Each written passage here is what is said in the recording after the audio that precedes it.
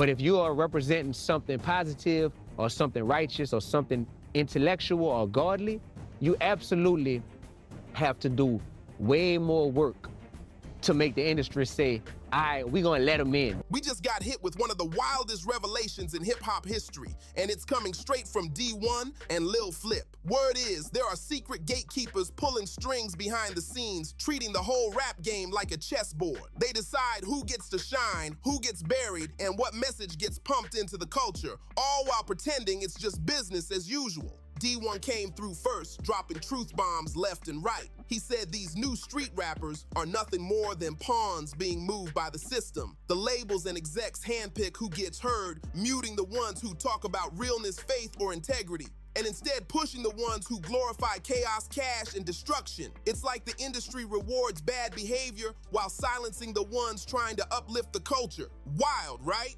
Then Lil Flip jumped in and turned the whole conversation upside down. He revealed that certain industry people allegedly tried to convince him to go through a spiritual cleansing just to stay in their good graces, but he refused. That made him question who or what really controls this game. When you tie that back to Dee-1's warning about spiritual manipulation, it starts sounding way less like business and way more like some dark power play. Dee-1 straight up said the labels aren't just finding talent, they're out here recruiting it like a mission. Every move is calculated. They're scouting for young, hungry rappers from the streets, the ones with raw fire, but no clue how deep the game really goes. Once they lock these artists in, the industry molds them fast, twisting their image into chaos-driven clones that fit the machine perfectly. Lil Flip even backed it up.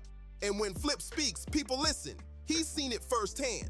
The labels don't just promote the music, they highlight the most destructive parts of these artists. The violence, the flexing, the toxic lifestyles, the drama. They want that energy because it sells. It's not about the art, it's about profit. Every reckless lyric, every beef, every flashy moment becomes marketing gold. Dee-1 broke it down like a formula. He said the system studies these young artists, zeroes in on their rough edges, and amplifies them for the world to consume. The more wild, the more marketable. And before you know it, that one reckless rapper turns into 10 copycats, then a whole generation following the same broken blueprint. Chaos disguised as culture. It's not about building legacies anymore. It's about manipulation and control. The gatekeepers know exactly what buttons to push, and they've been doing it for years.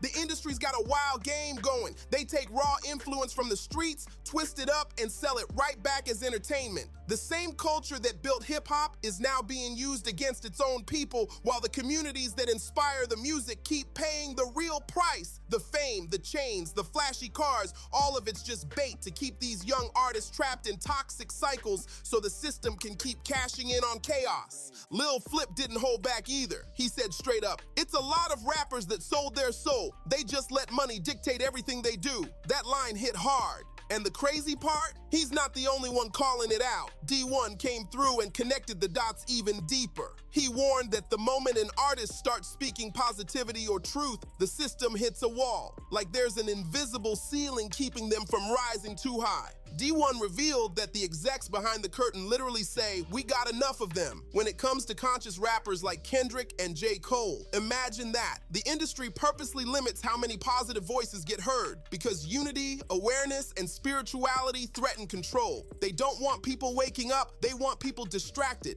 So instead of flooding the game with meaning, they flood it with madness. They push chaos that sells fast but kills slow. Every violent lyric, every senseless beef becomes part of a cycle designed to numb the culture while keeping pockets fat. And if you really look close, this connects right back to what Nipsey Hussle was building. Because Nipsey wasn't just rapping, he was shifting the whole mindset. Nipsey was different.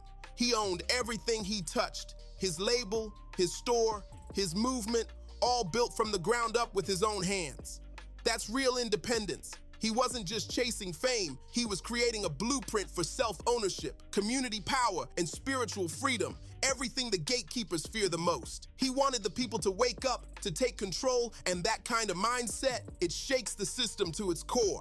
And then there's Kendrick Lamar, a whole different breed. He didn't just dodge the gatekeepers, he outsmarted them. Kendrick didn't need industry validation or flashy cosigns. He built his lane from pure truth and reflection. Every lyric, every beat starts with the soul. His message has always been clear. Change starts within, then spreads to the world. That's why his words cut deeper than almost anyone's. Kendrick turned hip-hop into something bigger than sound. He made it spiritual, political, and personal all at once. When To Pimp a Butterfly dropped, it wasn't just an album, it was a cultural earthquake. He took pain and turned it into poetry. He made self-love a revolution. Every track spoke to something real: struggle, growth, awakening, and people felt it across the world. While most rappers bragged about diamonds and fame, Kendrick flipped the script. He used chains as metaphors for breaking free. That's power. He showed you can be conscious and successful, that you don't have to sell your soul to make it big. Now, through his platform, PG Lang, he's pushing that independence even further, giving artists a space to move with purpose, not pressure. So when people talk about breaking free from the industry's grip, Kendrick isn't just an example. He's the blueprint for freedom itself.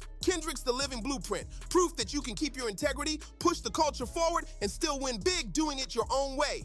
Dee-1, Kendrick, Cole, and Nipsey all move with that same rebel spirit. They don't just chase success, they redefine it. That's exactly why the system keeps trying to box them in, because once too many artists start thinking like Nipsey, the whole industry blueprint starts to crack.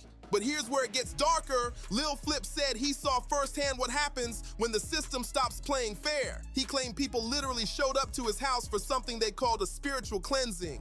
But it wasn't prayer and it wasn't faith. Flip said it felt off from the jump, like they were trying to tap into something way deeper than music. The whole vibe was wrong, more like manipulation disguised as spirituality. Flip connected that eerie experience to a much bigger truth, how some artists end up really selling their souls for fame. And he wasn't speaking in metaphors. He meant giving up integrity, morals, and even peace of mind just to keep their spot in the rap game. It's that same twisted system teaching fame over family, money over meaning, and control over creativity. It's crazy how many people crack under that kind of pressure. The industry dresses it up as success, but really it's submission in disguise. That whole idea of cleansing starts sounding more like an initiation when you really think about it. They sell it as growth, but it's really about giving up control, step by step, piece by piece, until you don't even recognize yourself anymore. Lil Flip wasn't having it. He stood firm and refused to play their game. But here's the chilling question. If Flip said no, how many others quietly said yes? That's where Dee-1's words hit hard. He said he got offered deals that didn't just come with money or fame, they came with conditions. The gatekeepers made it crystal clear success meant following their rules, whether physically or spiritually.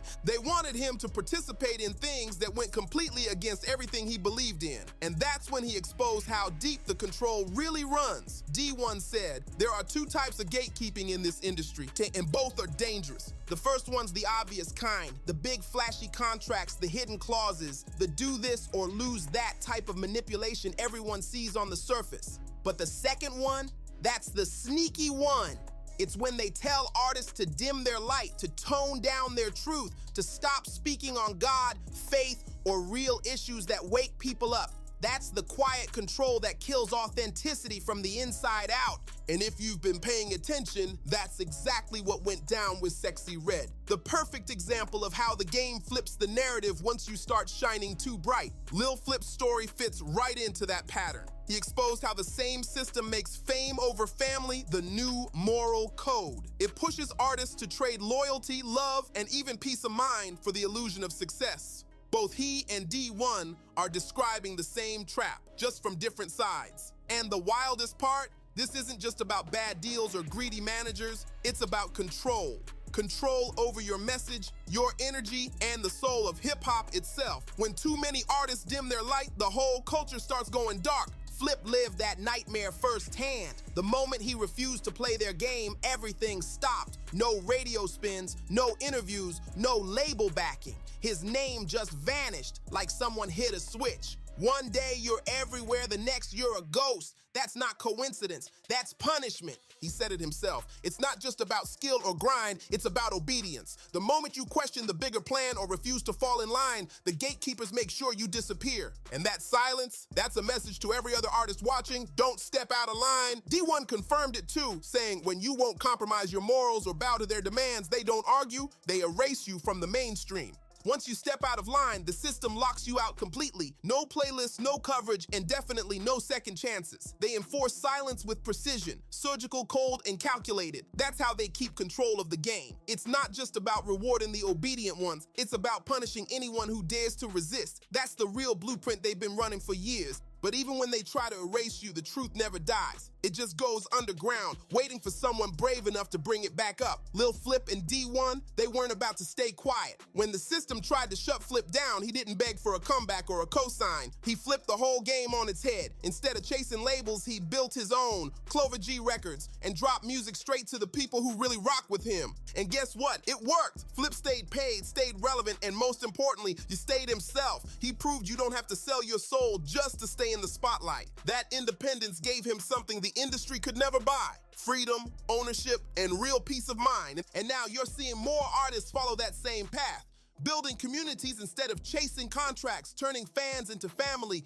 and approval into legacy. That's the real balance. Hope mixed with a warning. Independence proves you can win without losing yourself, but that dark side of the game keeps calling, flashing fake promises of fast fame and glittering lies. The truth is, independence isn't the easy route, but it's the only one where your soul, your art, and your legacy all make it across the finish line untouched. When you put Kendrick, Nipsey, Dee-1, and Lil Flip side by side, the bigger picture snaps into focus. These aren't just rappers, they're truth tellers who refuse to play by the industry's script. Lil Flip even used to hand out books on how to outsmart the system and still come out clean. That's bold. And the others, they all did the same in their own way. Kendrick used his voice to wake people up, not just to move records. Nipsey taught ownership, how to control your masters, your brand, and your story, all while empowering your community. Dee-1 pulled the curtain back and showed how the gatekeepers decide who shines and who gets shut down. And Flip, he stood tall, turned down those shady offers, and kept it real on his own terms. All four of them, Dee-1, Kendrick, Nipsey, and Lil Flip, represent everything the system's afraid of. Artists who think for themselves. When Dee-1 said the industry only wants a few conscious rappers, that line hit different, because once too many real voices start spreading messages of unity, growth, and freedom, the gatekeepers lose control. That's why they flood the culture with chaos, drama, and distraction, to keep people from waking up. Kendrick and Nipsey's energy was on another level. They weren't about breaking things down, they were about building them up. They stood for purpose over profit, truth over trends. They proved you can make hits, touch lives, and still stay true to who you are. But once you start shining with that kind of light, the system moves quick. They try to dim it, blackball you, ignore you, anything to keep your impact quiet. So if Dee-1 and Lil Flip are really pulling back the curtain like this, you gotta wonder, how deep does this go? Is it just about music, or are we looking at cultural mind control in disguise? Now drop your thoughts in the comments. I'm reading every one of them. Don't forget to like, share, and subscribe for more deep dives and wild revelations straight from the culture. This next story, it's even more explosive. See you in the next one.